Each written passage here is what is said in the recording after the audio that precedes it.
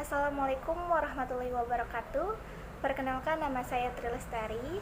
Saya dari Prodi Pendidikan Bahasa dan Sastra Indonesia, Fakultas Ilmu Pendidikan tahun 2020. Universitas Muhammadiyah bersama Uniza mengadakan tentatif program Mobility Virtual Penorakan Budaya Nusantara Bumi Garuda. Di sini saya akan menceritakan hasil dari seminar tersebut. Yang pertama, yang berjudul Budaya dan Pendidikan Karakter Indonesia.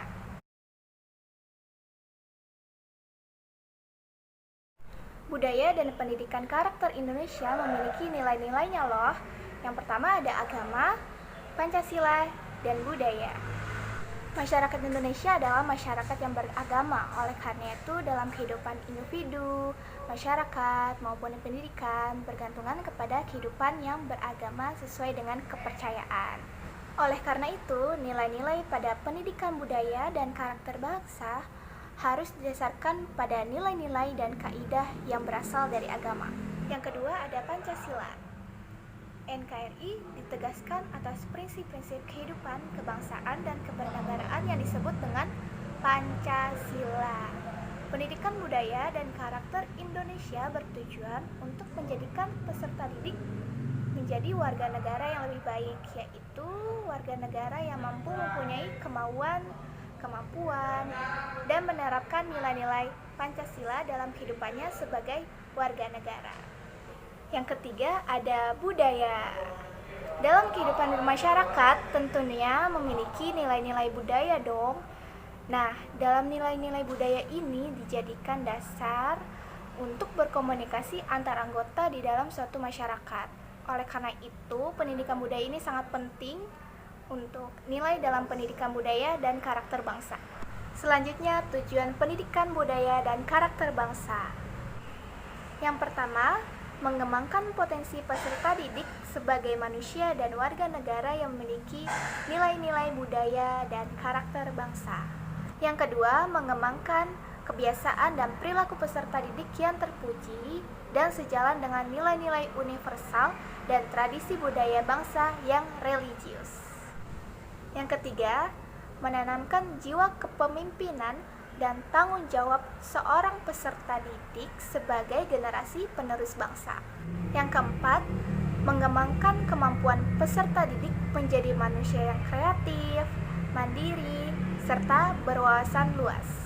Yang kelima, mengembangkan lingkungan sekolah sebagai lingkungan belajar yang aman, jujur, penuh kreativitas, dan persahabatan, serta dengan rasa kebangsaan yang tinggi dan penuh kekuatan. Selanjutnya, fungsi pendidikan budaya dan karakter bangsa. Pertama, ada fungsi pengembangan, yaitu pengembangan potensi peserta didik agar menjadi pribadi yang lebih baik lagi. Ini berlaku bagi peserta didik yang memiliki sikap dan perilaku sesuai dengan budaya dan karakter bangsa. Yang kedua, fungsi perbaikan, yaitu memperkuat kiprah pendidikan nasional untuk bertanggung jawab dalam pengembangan pendidikan karakter dan budaya bangsa yang lebih bermanfaat. 3. Fungsi penyaringan. Pendidikan budaya dan karakter bangsa berfungsi untuk menyaring budaya yang berasal dari bangsa sendiri dan budaya yang berasal dari bangsa luar yang tidak sesuai dengan nilai-nilai budaya dan karakter budaya yang bermanfaat. Oleh karena itu, kita harus menyaring mana nih yang positif ataupun yang negatif. Jika itu positif, maka lakukanlah. Jika itu negatif, maka hindarilah.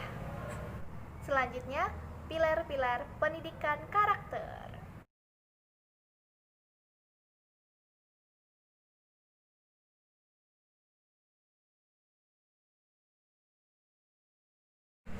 Selanjutnya adalah kesimpulan. Kesimpulan saya dari slot pertama ini yang bertema budaya dan pendidikan karakter Indonesia adalah budaya Indonesia ini sangat begitu banyak sekali.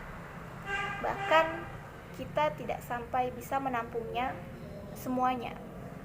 Bahkan hanya 1 atau 2 saja, dan itu bisa dihitung jari oleh kita. dari sekiannya banyak budaya di Indonesia ini memiliki nilai positif maupun negatifnya. Sebagai generasi penerus, kita seharusnya menjaga, melestarikan, merawat budaya-budaya yang ada di seluruh Indonesia. Karena kalau bukan kita, siapa lagi?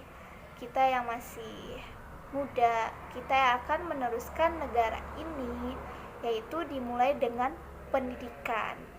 Orang-orang yang berpendidikan tentunya memiliki sikap yang positif, yaitu jujur, mandiri, disiplin, tertib, teliti, bertanggung jawab, bekerja keras, dan saling bekerja sama, dan masih banyak lagi. Oleh karena itu, dalam menuntut ilmu, kita jangan menyia-nyiakan. Apalagi dalam masa sekarang, di masa pandemi ini menjadi tantangan terbesar sebagai generasi penerus, yaitu pastinya adanya perubahan dan keterkaitan yang harus kita adaptasi di masa yang akan datang untuk dipersiapkan di hari ini. Itu saja kesimpulan dari saya. Selanjutnya yang kedua adalah slot perbincangan tentang keunikan budaya di Indonesia.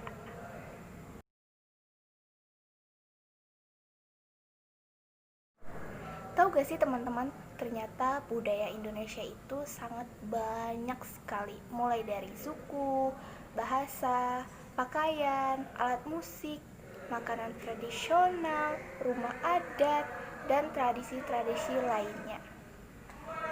Gak kebayang sih kalau misalnya dalam segitu banyaknya budaya di Indonesia, terus kita nyanyain begitu saja budaya yang ada di Indonesia ini. Kita nggak peduli sama budaya yang ada di Indonesia, kita nggak peka terhadap budaya yang ada di Indonesia. Bahkan dalam bahasa yang ada seluruh di Indonesia itu banyak sekali teman-teman. Itu sekitar ratusan ya kalau saya yang tahu. Dan dari bahasanya itu pun sendiri, mulai dari suku-suku yang ada di Indonesia. Di Jakarta sendiri yang sekarang masih sebagai ibu kota ya, di Jakarta ini ada namanya suku Betawi. Nah, di suku Betawi ini bermacam-macam, mulai dari makanan tradisionalnya, yaitu ada onde-onde, nasi uduk, dodol, dan kerak telur. Bahkan tarian tradisionalnya juga ada seperti ondel-ondel. Terus kalau misalnya dalam pernikahan, biasanya orang Betawi itu menggunakan palang pintu. Nah, dalam palang pintu ini biasanya ada dua orang, yaitu yang sebagai dari pasangan pria dan satu lagi dari pasangan si wanita, yang dimana si pasangan pria ini ingin masuk ke dalam pasangan si wanita, dan dimana harus mengikuti step-step yang ada di tradisi Betawi, yaitu palang pintu. Nah, dalam pernikahan Betawi biasanya juga ada roti buaya. Nah, roti buaya itu udah menjadi tradisi yang sangat kental ya di Betawi ini. Selain Betawi juga ada Jawa. Suku Jawa merupakan suku bangsa terbesar di Indonesia yang berasal dari Jawa Tengah, Jawa Timur, yaitu daerah istimewa Yogyakarta, Kabupaten Indramayu. Makanan tradisional Jawa ini sangat banyak sekali loh teman-teman. Itu ada gudeg, oseng mercon, mie letek, nasi gandul, lumpia Semarang, dan masih banyak lagi. Sebenarnya teman-teman, kalau kita ngebahas tentang budaya yang ada di Indonesia itu bisa panjang sekali pembahasannya. Jadi aku bahas tentang sedikit saja ya teman-teman. Jadi kesimpulannya adalah budaya Indonesia ini sangat beragam, dan kita patut untuk merawatnya dengan sebaik mungkin, karena budaya itu sangat mahal. Budaya yang paling banyak di negara itu ada cuma di Indonesia. Kenapa? Karena dari para leluhur itu sudah banyak sekali ya melahirkan budaya-budaya yang ada di Indonesia, mulai dari di masa penjajahan, dan budaya itu bertahan sampai sekarang, alhamdulillahnya. Nah, sangat rugi sekali teman-teman kalau kita tidak bisa memanfaatkan budaya-budaya yang ada di Indonesia, apalagi budaya-budaya yang tidak dipertanggungjawabkan oleh orang-orang yang melakukannya tidak sebaik mungkin seperti apa yang sudah ditetapkan. Misalnya ada penyelewengan budaya yang dilakukan oleh orang-orang yang tidak bertanggung jawab seperti itu. Hal seperti itu jangan dicontoh ya teman-teman, karena hal itu tidak baik. Oke, tentang tentatif program mobility virtual penolakan budaya Nusantara Bumi Garuda ini sangat baik untuk saya.